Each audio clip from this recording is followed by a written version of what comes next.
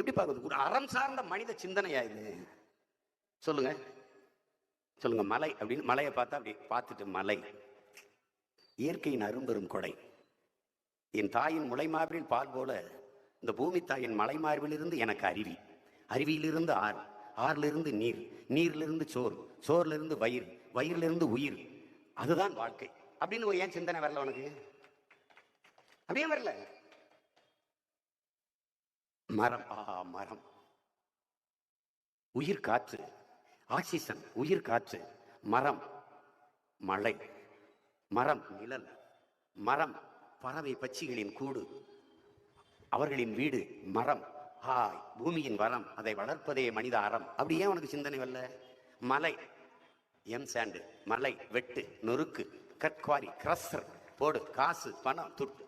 மரம் வெட்டு, காசு பணம் துட்டு. ஒரு நாளைக்கு இருக்கு உனக்கு.